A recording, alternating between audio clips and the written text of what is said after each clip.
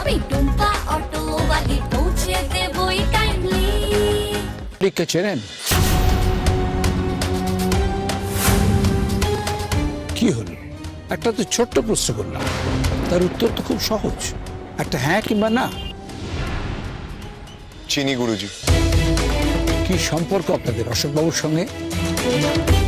উনি আমার বাবা। কেন গুরুজি, কি হয়েছে? অশোকবাবু আশ্রমে ফোন করেছিল। তিনি বললেন যে আপনারা তিনজন আশ্রমে আসতে পারেন, আশ্রমে একটা বিশৃঙ্খলা সৃষ্টি করার জন্য, একটা অশান্তি করবার জন্য। কিন্তু গুরুজি, আমরা এখানে কোনো এরকম উদ্দেশ্য নিয়ে আসিনি গুরুজি। সেটা সময় বলবে, কিন্তু অশোকবাবুর ফোন আসায় আমি একটা জিনিস খুব ভালোভাবে বুঝতে পেরেছি, এই আশ্রমে কোনো না কোনো বড় ষড়যন্ত্র চলছে, আর এই ষড়যন্ত্র ভেদ করাটা আমার পক্ষে খুবই জরুরি। কারণ এই আশ্রমে অনেকেই থাকে, এদের জীবন নিয়ে, নিরাপত্তা নিয়ে আমি তো কোনো ছেলে খেলা করতে পারি না। আপনারা একটু অপেক্ষা করুন। তমাল, গুরুজি, যাও অর্ককে একটু ডেকে নিয়ে এসো।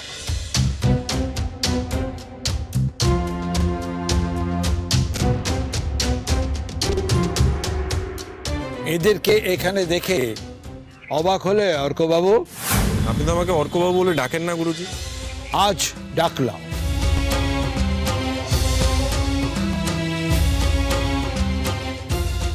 কি নিয়ে আপনারা অর্কর সঙ্গে দেখা করতে চেয়েছিলেন বলুন, অর্ক তো সামনে আছে।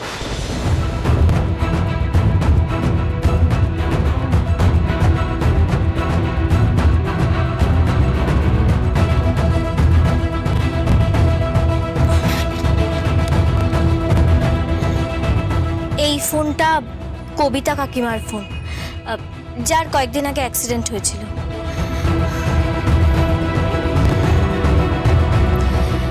এখানে সাবিত্রী কাকিমার ছবি রয়েছে, এই দেখুন।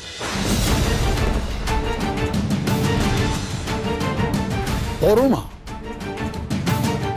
হ্যাঁ গুরুজি, আমি জানি অশোক মল্লিক আমার কাকু সবাইকে জানিয়েছে তার নাম পরমা, কিন্তু আমরা খুব ভালো করে জানি এই ভদ্রমহিলা নিহার মা সাবিত্রী। সাবিত্রী কাকিমা যেভাবে অ্যাক্সিডেন্ট হয়েছিল, মানে আমাদেরকে যেভাবে বলা হয়েছিল, ঠিক একইভাবে কিন্তু কবিতা কাকিমারও অ্যাক্সিডেন্ট হয়েছিল। সাবিত্রী কাকিমা যখন এখানে বেঁচে আছেন, তাহলে এটারও সম্ভাবনা হতে পারে যে কবিতা কাকিমাও বেঁচে আছে। একটা মেয়ে কখনো নিজের মাকে চিনতে ভুল করে না। আপনারা বিশ্বাস করুন, উনি আমার মা সাবিত্রী, পরমা নয়।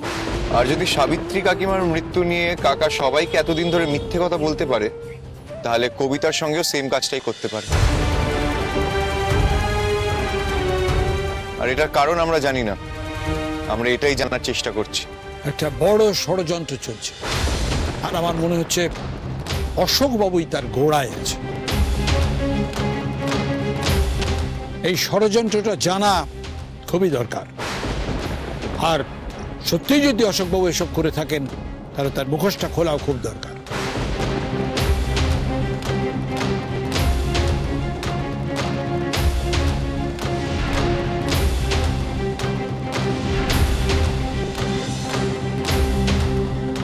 আমি জানি তোমাদেরকে সাহায্য করতে গিয়ে আমি হয়তো আশ্রমের সামান্য হলেও কিছু ক্ষতি করে ফেলছি, কিন্তু আমার কাছে আর কোনো রাস্তা খোলা নেই। কেন গুরুজি, কিছু বুঝলাম না। আমি বিশ্বাস করি যে যদি কাউকে ভালো রাখতে হয়, তাহলে তার আগে নিজের ভালো থাকা দরকার। মানুষ যদি নিজেই ভালো না থাকতে পারে, তাহলে তার পক্ষে আর কাউকে ভালো রাখা সম্ভব নয়। এই কথাটা আমি আশ্রমের প্রত্যেকটি মানুষকে বোঝাই। আজ যদি আমি তোমাদের সাহায্য না করি, তাহলে আমি নিজে ভালো থাকতে পারবো না। আর আমি যদি নিজে ভালো না থাকতে পারি, তাহলে আশ্রমের এই এতগুলো মানুষকে আমি ভালো রাখবো কি করে? তোমাদেরকে সাহায্য করতে গিয়ে আশ্রমের পরিবেশটা একটু নষ্ট হবে আমি জানি, কিন্তু সেটা আমি ঠিক করে দিতে পারবো। তার জন্যে আমাকে ভালো থাকতে হবে।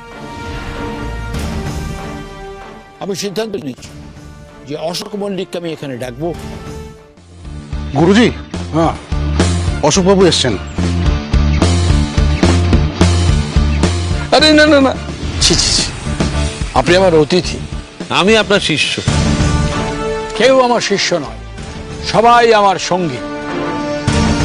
আপনাকে একটা কথা জিজ্ঞেস করতে পারি অশোক বাবু? নিশ্চয়ই গুরুজি। ওই তিনজনকে আপনি সন্দেহ করছেন কেন? কোনো কারণ তো থাকবে নিশ্চয়ই। আপনাকে তো আগেও বলেছি গুরুজি, ওরা আমার পরিবারের সদস্য, তাই ওদেরকে আমি খুব ভালো করেই জানি। ওরা স্বার্থ ছাড়া জীবনে কোনো কিছু করে না। স্বার্থ ছাড়া বেঁচে থাকাটা সত্যিই কঠিন, খুব কম মানুষই সেটা করতে পারে। জানি গুরুজি, আপনার আশ্রমে যেদিন থেকে আসছি সেদিন থেকে বুঝতে পেরেছি জীবনে স্বার্থ ছাড়া বেঁচে থাকার কি আনন্দ। বেশ, তাও সেটা কি নিয়ে আপনার সন্দেহ হলো সেটা জানতে পারি কি? আমি প্রথমে ওদেরকে আশ্রম নিয়ে আলোচনা করতে শুনলাম, তারপর খোঁজ নিতে শুরু করলাম ওরা আশ্রমের সাথে কিভাবে যুক্ত। তারপর দেখলাম ওরা মাঝে মাঝে আশ্রমে আসা শুরু করেছে। সেটা আমিও লক্ষ্য করেছি, কিন্তু কি উদ্দেশ্যে ওরা আসছে সেটা কিন্তু আমি বুঝতে পারিনি। একদম গুরুজি, ওরা উদ্দেশ্য ছাড়া কোনো কিচ্ছু করে না। তাহলে সেই উদ্দেশ্যটা কি? গুরুজি, উদ্দেশ্য তো একটাই, টাকার লোভ। ঠিক বুঝলাম না। দেখুন গুরুজি, এই অর্ক হচ্ছে আমাদের পরিবারের বড় ছেলে। তো বাড়ির সবার ওপর বিরক্ত হয়ে বিতস্তত হয়ে বাড়ির সকলের অত্যাচারে ও আর টিকতে পারছিল না বাড়িতে, তাই এই আশ্রমে এসে আশ্রয় নিয়েছে। এবার আবির, টুম্পা আর নেহা চাইছে যে ও এই আশ্রমেই থেকে যাক, তাই জন্যই ওরা এই আশ্রমে আসা শুরু করেছে। কিন্তু আশ্রমে থাকলে তো ভালোই থাকবে। নিশ্চয়ই গুরুজি, কিন্তু তাই বলে এই তিনজন অর্কর প্রাপ্যটুকু কেড়ে নেবে সেটাও তো ঠিক না গুরুজি। তাছাড়া তারা তো অর্কর মাকেও ভালো লাগবে না।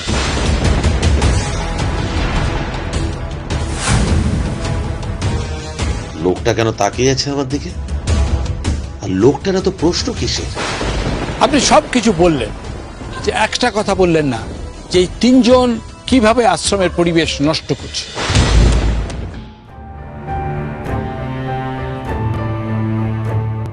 কি হলো? প্লিজ আপনারা বাইরে যান।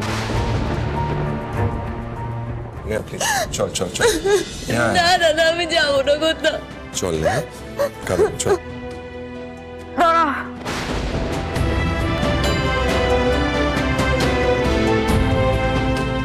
কি প্রমাণ আছে তোমাদের কাছে আমি জানতে চাই। কাকিমা দেখো, তুমি এসব নিয়ে এখন ভেবো না, তুমি সুস্থ হয়ে ওঠো, তারপর আমরা এসব নিয়ে আলোচনা করব। না, আমি আমি এক্ষুনি জানতে চাই।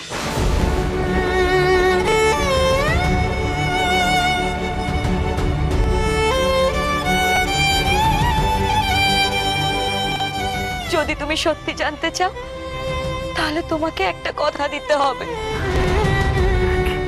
কি কথা? সত্যিটা জানার পর তুমি অস্থির হবে না, অসুস্থ হবে না, কথা দাও। ছোট বৌদি, এবার বলো।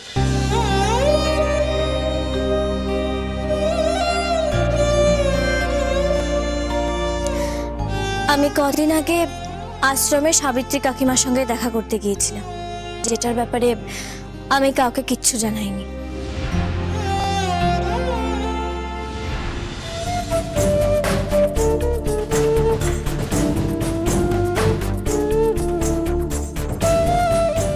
এটাই সুযোগ, গিয়ে কাকিমার সঙ্গে কথা বলতে হবে।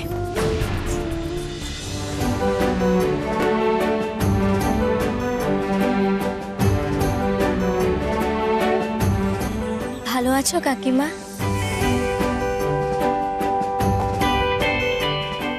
দাও, চিরুনিটা আমাকে দাও, আমি তোমার চুলটা আঁচড়ে দিচ্ছি।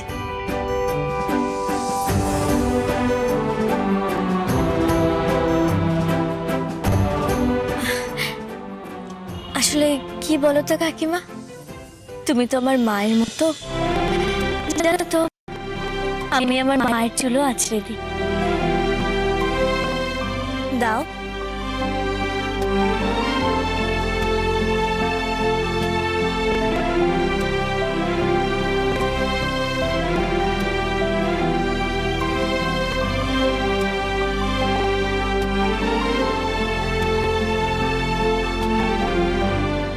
ভালো লাগছে কাকিমা? খুব খুব ভালো লাগছে।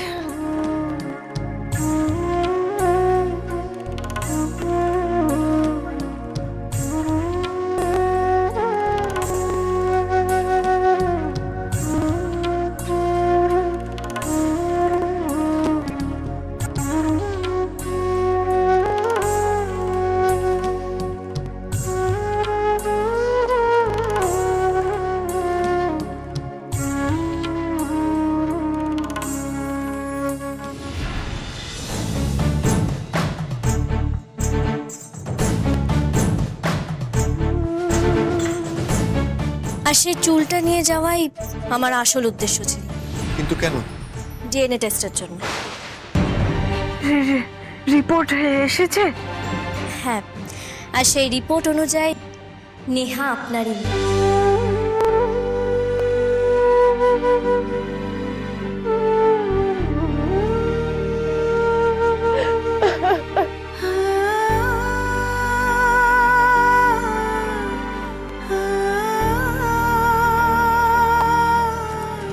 টুম্পা, তুমি সত্যি মল্লিক বাড়ির মা লক্ষ্মী।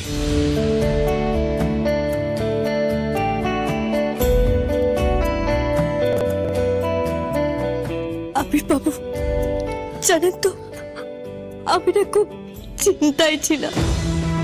চেষ্টা করছিলাম যেন সব সমস্যা আমি মিটিয়ে দিতে পারি, কিন্তু বুঝতে পারছিলাম না যে করতে পারবো কি করতে পারবো না। তুমি না মাঝে মধ্যে ভুলে যাও। কি ভুলে যাই? তুমি টুম্পা অটোওয়ালি, করো মুশকিল আসান টাইমলি।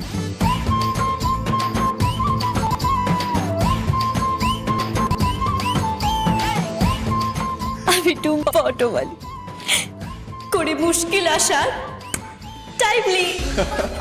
বালি টুম্পা অটো বালি পৌঁছে দেবই টাইম। সত্যি টুম্পা, তুই করে দেখালে বটে। বালি টুম্পা অটো বালি পৌঁছে দেবই। যে পরিবারে তোমার মতো মেয়ে আছে, সে পরিবারে সব সময় মঙ্গল হয়। আমার আশীর্বাদ রইল তোমার উপর চিরকালের জন্য।